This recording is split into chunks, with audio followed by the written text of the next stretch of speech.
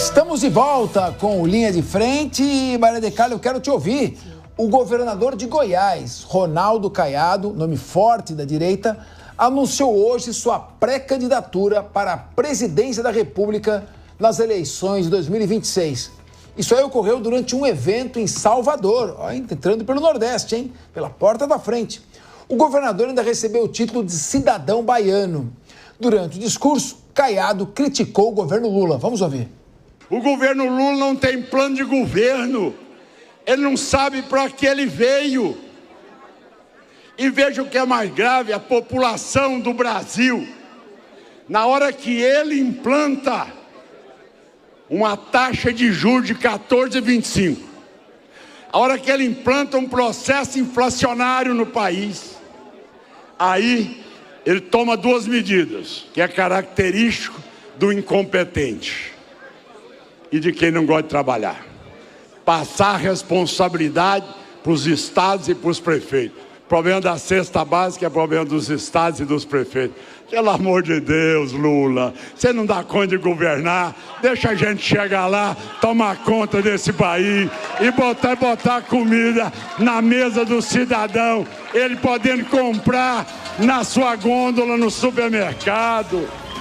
É isso aí. E o Caiado ainda falou sobre segurança pública e o enfrentamento da criminalidade, que será uma de suas bandeiras em 2026. Vamos acompanhar o que ele disse.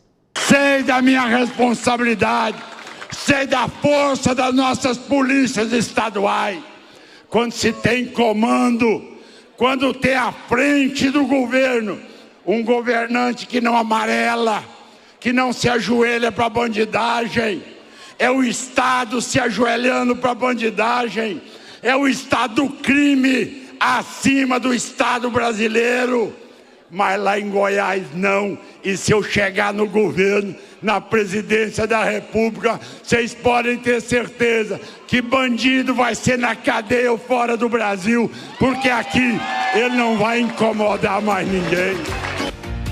Governo não tem plano econômico e lugar de bandido é na cadeia ou fora do Brasil. Quero te ouvir, Maria de Carla. Olha, primeiramente, fico muito feliz da Bahia estar aqui na pauta. Um beijo para todos os meus conterrâneos soteropolitanos e baianos, com muito orgulho.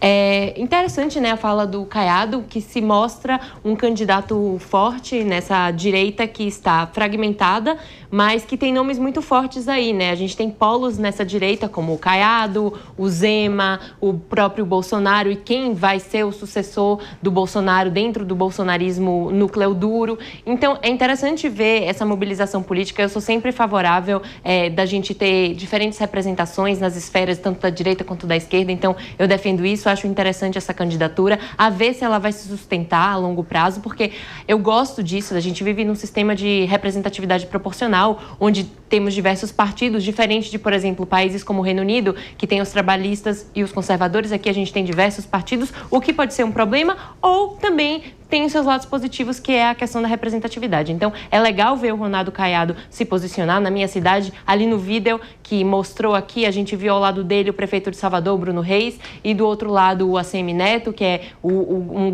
grande figura política na minha cidade, no meu estado, que fez um trabalho incrível como prefeito também. Agora eu queria me atentar à parte das falas do Ronaldo Caiado, que é a questão da segurança, que de fato é uma pauta crucial nessas eleições de 2026. A gente vive um cenário crônico de insegurança pública extremamente preocupante, onde o brasileiro está refém do crime organizado e, de fato, né, essa crise toda do plano de governo de Lula não ter um legado em Lula 3. Vamos ver como é que vai, se vai ou não sobreviver essa candidatura do Caiado. Eu acredito que não vai até longo prazo. Acho que o Caiado, no final das contas, vai acabar fazendo uma aliança que seja que tenha mais viabilidade de ir para o segundo turno e vai negociar ali algum cargo, algo do tipo. Essa é a minha aposta. João Belutti, você está tão pessimista assim ou acha que o Ronaldo Caiado pode ser um nome forte? Eu não acredito que ele seja um nome forte. Ele teve até uma decisão recente sobre inelegibilidade. Até onde me consta, ele está inelegível para concorrer ao pleito, ainda teremos recursos. Agora, muitos temas caros à direita, o Caiado não se mete. Por exemplo, ele não faz críticas ao Poder Judiciário. Até onde me consta, ele não se manifestou sobre a proposta da anistia, né, para os vândalos do 8 de janeiro, ainda não se manifestou. Até onde me consta, pode ser que ele tenha feito, mas eu não achei a manifestação dele. não fala sobre o que se mostra, na minha visão, um sistema de juristocracia com a corte máxima do Brasil decidindo sobre tudo, palpitando sobre tudo e entrando em todos os temas. Então, assim, me parece que ele vai usar essa candidatura para deixar o seu nome no ar e vender uma possível vice-candidatura ou apoio do União Brasil. É importante lembrar que o presidente do União Brasil também não foi nesse evento, o Antônio Rueda não compareceu, o que causa um estranhamento também. Mas o Caiado ele é um político de longuíssima data, se não me engano ele estava até na eleição, a primeira da redemocratização, ele tem aí um longo caminho. A bandeira dele é a segurança pública, pega bastante com a população, é um estado bastante seguro, Goiás. Agora, eu não sei se a direita vai abraçá-lo. O próprio pastor Silas Malafaia mencionou que ele e o Zema, se vierem a São Paulo na manifestação, estariam convidados a subir no carro de som, enfim, mas ele me parece um nome mais do centro, desse centrão fisiológico, histórico mesmo, muito mais do que a direita. Apesar que a direita, ultimamente, no Brasil, nos últimos anos, só tem utilidade na hora de votar. Na hora que os políticos entram, eles todos compõem com o centrão e as bandeiras da direita ficam esquecidas, Cabeça. Leandro Ferreira, João Belutti diz, abre aspas, Caiado não é da direita, é do centro. Você acha que a direita de João Belutti está mais da direita que a de Caiado? Eu queria ouvir. Sem dúvida, e certamente uma direita mais original até, né? Mais consistente e coerente, né? Isso sem sombra de dúvidas. Embora com algumas defesas que beiram ataque à própria democracia, mas que também fazem parte... Do Caiado? Por parte da direita mais pura. Sim. Mas eu queria, assim...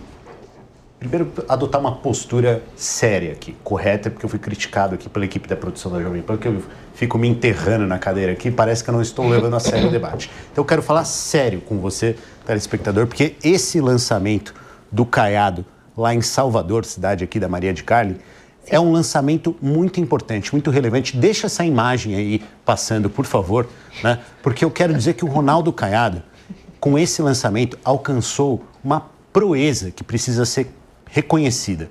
Ele conseguiu fazer um evento em Salvador, que é uma cidade que tem 83,2% de população negra, sem ter uma pessoa parda sobre o palco. E o garçom que está passando ali atrás levando água para o pessoal não conta.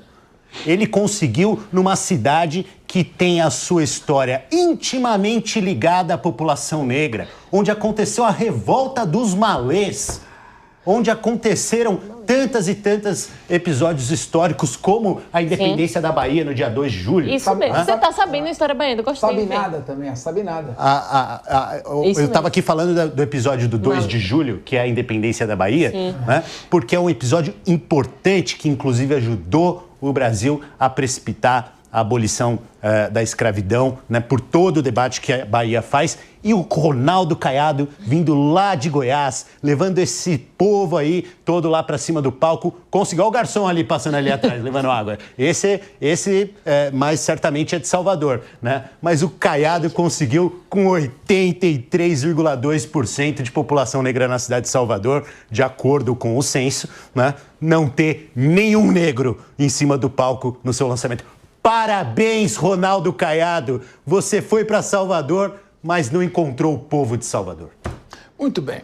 Meu querido Rodolfo Maris, o que você achou disso que disse o Leandro? E se o candidato é um candidato forte ou não é um candidato forte para a disputa presidencial o ano que vem? Bom, todo mundo parou aqui na mesa quando ele se ajeitou na cadeira, se colocou prostado aqui de uma forma significativa, parecia até um atleta posturado, e abriu a boca e falou essa asneira, com todo respeito, meu amigo Leandro Ferreira. Você falar que o cara sai lá, que o Caiado saiu de Goiás e começar a militar sobre a cor das pessoas que estão em cima daquele palanque é um absurdo, literalmente um absurdo. E você foi além, Não bastasse isso, você colocou ali o garçom, certamente aquele ali provavelmente aquele ali é um baiano. Olha, não quero entender as suas falas como uma fala totalmente preconceituosa, porque eu sei que você não é, mas você foi infeliz nas suas declarações. E sobre o Caiado, ele não tem força nenhuma, mas a gente está vendo aqui uma outra pessoa surgindo de direita, enfrentando o atual candidato à direita aí, que é o Bolsonaro. Mesmo estando inelegível, todo mundo sabe que ele é o grande líder da direita. E como ele dá um largo osso, ele pretende até o fim com isso e não coloca ninguém ali para colocar como seu sucessor, nós já sabemos que o Caiado não é. E o Caiado, entendendo isso, fez a sua própria campanha e o seu próprio lançamento no último dia 4. Não vai ganhar forças, isso aqui não vai passar de apenas parece um rojão, né? Faz o barulho, depois para, fica no silêncio, porque não vai ser apoiado pela maioria da direita. Só uma informação, o João Beluto chamou a atenção para o fato de ele estar inelegível. Mas essa inelegibilidade foi uma decisão da primeira instância, porque foi realizado um evento político na ala residencial do Palácio de Governo, como já houve em vários outros estados, até aqui em São Paulo. A ala residencial é a residência particular do governador e lá é como se fosse a sua casa. Por exemplo, o ex-governador João Dória não residia na ala residencial do Palácio dos Bandeirantes, ele tinha a casa dele. E ele fez reuniões políticas na casa dele. É como fazer na própria casa. Então eu não vejo sustentação alguma para essa inelegibilidade. Isso aqui é uma questão que ele está elegível na prática. Agora, Leandro Ferreira, ele tem condições, eu quero que você fale do potencial dele. Ele poderia agregar como um candidato da direita, com o trabalho que ele fez em Goiás, na rede do Centro-Oeste, se ele conseguir um bom vice do Nordeste, ele não poderia crescer? Quem diria aí, às vezes o Fleury começou a eleição para governador de São Paulo em 1990 com menos de 1%, o Dória para prefeito e ganhou no primeiro turno. Então, o Collor, em 1989, também. O próprio Zema, lembra que a Maria de Carli, você já acha ele uma carta fora do baralho? Não, de forma alguma, até acho que tem alguma relevância, porque tem muita gente aqui do Sudeste, por exemplo, que está ansioso para ver, né, alguém que vai garantir os seus negócios funcionando a partir de Brasília, né, e ele certamente, até por ser um político de longo prazo, tem certamente a confidência. Já concorreu à presidência em 1989, teve uma votação ínfima, né? Mas eu acho que, Capês, a respeito da sua pergunta, primeiro que precisa ser dito é que o Felipe Neto tem mais chance do que ele, vamos combinar, né?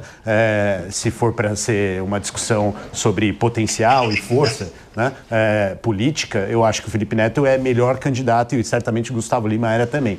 Mas eu acho que o Caiado está fazendo campanha para ser vice e eu desconfio de alguém que ele queira para ser o titular dele. Então agora vou fazer a pergunta. Jair Bolsonaro, caso venha se confirmar sua inelegibilidade, teria condições de apontar algum candidato com força para chegar até o segundo turno? Eu ouvi uma possibilidade de uma dobrada. Tarcísio, candidato a presidente, Michele Bolsonaro, candidato a vice. Ou seja, o nome Bolsonaro ligado a um gestor sem tanta rejeição. Chegando no segundo turno, teria condições de derrotar algum candidato da esquerda, Lula ou não. É possível isso ou é apenas uma miragem, Maria de Carli? Olha, é totalmente possível. Hoje em dia, na atual conjuntura que a gente está, né, com todo esse processo da anistia rolando, o julgamento de Bolsonaro aí em aberto, né, rolando também, tudo está muito incerto. E aqui na política dos trópicos, eu sempre digo, tudo é possível, minha gente. Pois é, tudo é possível. Então, eu vejo que, atualmente, a direita está, como eu falei anteriormente, fragmentada em polos de muita influência, muita força. Eu acho isso consequências de um crescimento saudável de uma direita que soube se mobilizar politicamente, que soube coordenar muito bem esse domínio das redes sociais, e isso acarretou no seu crescimento orgânico e, por conta disso, polos fragmentados de influência acabaram surgindo. Caiado, como eu disse aqui, o Caiado, temos o Zema, temos o próprio Tarcísio, o Ratinho Júnior, enfim, o próprio Pablo Marçal. Então, vamos ver, né? Então, mas eu acho que, assim, seja lá quem for, a gente sabe que o nosso país é polarizado e que pode ser que o Centrão, a terceira via, venha com o candidato. Mas, no final das contas, a briga séria mesmo é entre esquerda e direita. Ainda mais nesse cenário de polarização. E como o meu querido mestre tocou aqui, quem quer que seja o candidato viável e poderoso para conseguir ir ter força no segundo turno, precisará sim da chancela de Bolsonaro e do bolsonarismo. E quem levar essa chapa, carregar o nome e o sobrenome de Bolsonaro, já terá um lugar importante nesse pódio. Leandro Ferreira, você que ocupa um alto grau de hierarquia nas hostes petistas, está sempre por dentro aí das informações. Lula está afim de ser candidato à reeleição ou está meio cansadão e vai indicar, por exemplo, Fernando Haddad para disputar a presidência? E Bolsonaro, ele teria mais poder de influência martirizado como preso do que solto? O Lula é o candidato, né? Não tem tergiversação em relação a isso, né? Você que está nos acompanhando aqui, presta atenção porque o outro lado, aquele dessa turma aí, vai tentar pintar o Lula como se fosse o Joe Biden, né, que não tem mais condições, que não tem as faculdades mentais necessárias e tal. Isso é uma tática, né, que foi usada nos Estados Unidos, agora contra a eleição do Trump. Né? Então eu acho que a esquerda brasileira nem precisa perder muito tempo com isso. O candidato é o Lula, vocês vão poder votar no Lula em 2026. Eu pretendo votar no Lula em 2026, né? E o Fernando Haddad certamente tem uma responsabilidade grande à frente do Ministério da Fazenda, que, se bem cumprida, pode alçá-lo a voos maiores no futuro. Bom, como ele não falou do Bolsonaro, então eu pergunto para você, João Beluto, você acha que o Bolsonaro, se vier a ser preso, ele pode ser martirizado num processo criminal altamente polêmico e, com isso, também criar uma união maior na direita? Não, perfeito, Capês. Acho que, como a Maria colocou, quem o Bolsonaro indicar, quem ele abençoar, terá muitos votos, assim como ocorreu com o Ricardo Nunes aqui em São Paulo. Primeiro foi um apoio hesitante, depois, em segundo turno, um apoio mais cristalino e mostrou a força da chamada direita, ou mesmo do bolsonarismo, que se insere, na minha visão, dentro da direita. Agora, o Caiado me parece que ele não tem o perfil para vice, ele me parece um perfil mais protagonista. Não sei qual que é o objetivo claro dele com esse lançamento. Agora, é importante lembrar que também, ao lançar um candidato, o gigantesco partido dele, União Brasil, ou mesmo o Podemos e outros, tem um grande abastecimento do fundo eleitoral, do fundo partidário, então é importante também para o partido essa visibilidade. E vamos lembrar que sempre tem os dois candidatos principais e tem os outros 3 ou 4 ali que também orbitam, participam dos debates, causam algum calor e ganham grande mídia. E é importante, né, também para o debate. É importante, a gente tem um histórico, por exemplo, o próprio Guilherme Boulos surgiu assim, de participar de debates da presidência e depois virou candidato com maior alcance, Cabeça. Vamos falar um pouquinho